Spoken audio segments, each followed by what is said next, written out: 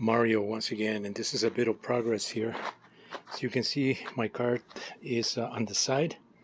I took um, I took a suggestion from one of the forums that, or one of the videos I think it was on YouTube, that called for the cart to be turned on the side so that the lubricants can flow in a little bit better. So I decided to do that, and I have this again under tension here. I've been heating this on and off, on and off. I don't have a high intensity torch, so I just have a regular propane torch, but it's, something's better than, some heat is better than no heat. So I've been using that, and just little by little I've been cranking this, and I do see that this is going that this is threading in little by little. So I don't know, I don't want to put too much torque into this bolt here, because then we risk bending this rim here beyond repair. So I don't want to do that. I mean, the rim is pretty strong, but I'm just going to take my time here. And so that's sitting there. I was able to make a little bit of progress here, and I was able to remove this. So we can see here the spur. This spur gear here. So I also was able to remove the pin here, not a pin, but the key. There's a key here, and where's that key? That key is somewhere in here. So this is the key. I remove most of the rust from this key. I'm going to clean it a little bit more here. Probably put this on my my sanding. On my sander, and just remove all this black stuff and just leave it bare metal.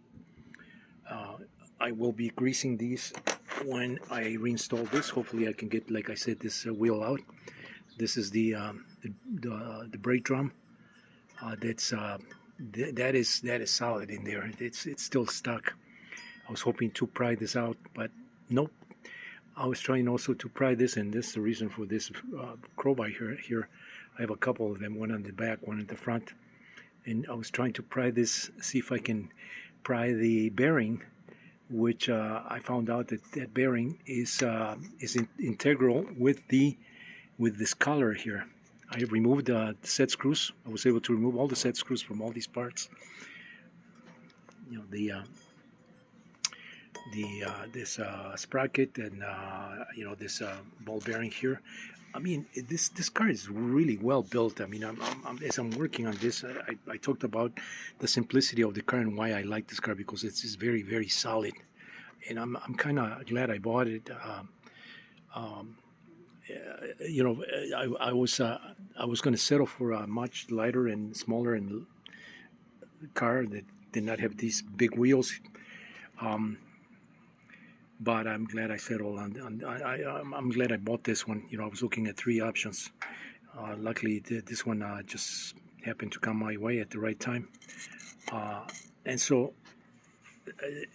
because of all these positive things that I find this car has, besides the work that I'm having to do here, I'm trying to remove this. I mean, it's not a big deal for me. I'm just going to take my time, because I really, really like the frame of this car and the way it's built. So we can see there are three ball bearings here. There's one at the end of the shaft. Most cars, you just have two, one on each end. There's no center one. This one has a center one. So this is a solid construction here. This right here, this tube here that supports this ball bearing, same plate as the other ones.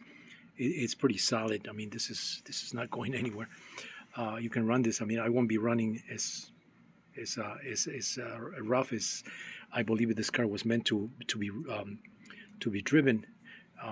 Because, like I said, I'm just going to drive it in my backyard here. Hopefully, when the weather's nicer and I can be out in the afternoon or midday.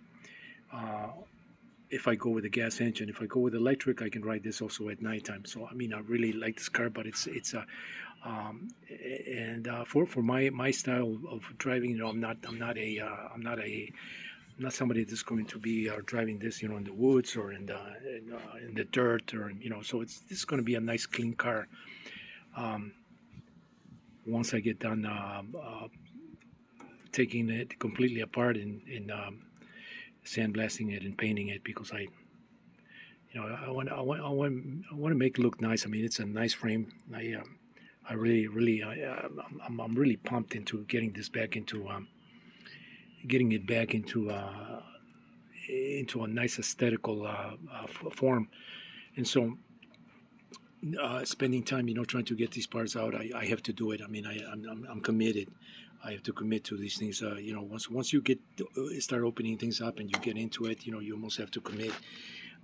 Just by nature of going this far, it may as well just go all the way.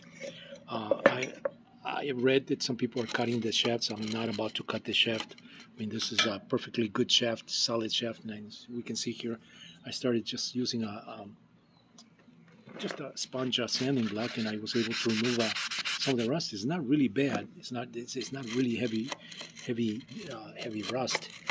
That this would be impossible to remove. I think with a little more time, and the way that I'm doing this with the wheel, and just taking my time and working a little bit at a time. I mean, I was able to remove this, so this is giving me hope that I'm going to be able to remove the other ones just as not as easy, but this took a little bit of time and effort, and you can see it's got the rest is still there. So I'm going to clean this a little more, and my target is to leave this shaft this color right here and just grease the hell out of this when I put the parts back. But first of all, I got to remove these bearings. I removed this right here. I was able to remove these plates. So this plate came out, and this plate right here is just loose right here. So there's the ball bearing right there that is part of this collar here. I thought the collar was separate, and I was trying to pry it out, but it wasn't coming out. So I went and I looked at a couple manuals that are similar to this card, from the same company. Unfortunately, there's no manual for this 3020 model, but I was looking at the 3203 or 3302, something like that, in the 2014, something like that, and I found out that the rear section of this, the whole shaft, the whole drive assembly here is very similar to the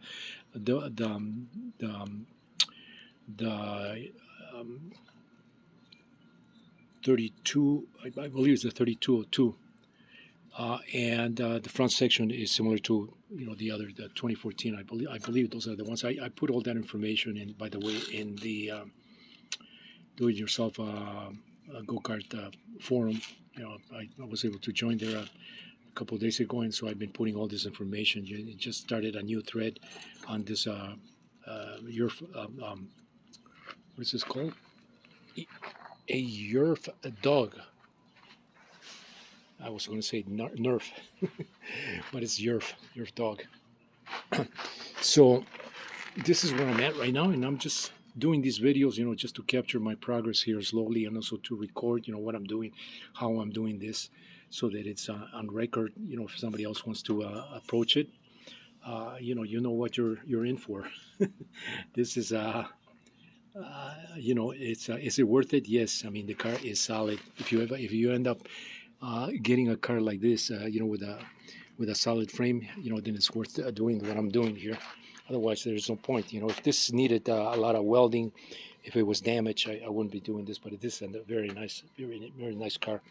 I really like the shape of that. It's very racy looking, but also it's not that complex, and I really like that from a service standpoint. You're able to service the car with this is the hard part right here, but the rest is just nuts and bolts that need to be removed, and pretty much it's very simple from that point of view. So anyway, this is where I'm at. I'm going to be working a little more here, and I just wanted to do this video before I start working on this again. So I'll probably have this, I don't know how many videos it'll be before I can get this wheel out. Hopefully I'm going to torque this again. I'm going to put a couple more turns here just to provide a little more of tension here. but the oil is going down. I mean, it's getting into the crevice there, the threading, which is the threading, and um, this probably has about an inch according to the manuals, the diagrams. It looks like about an inch of threading, and then the rest is just metal on metal, or metal inside metal.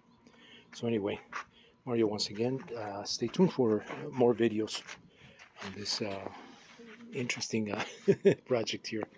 Thanks for watching.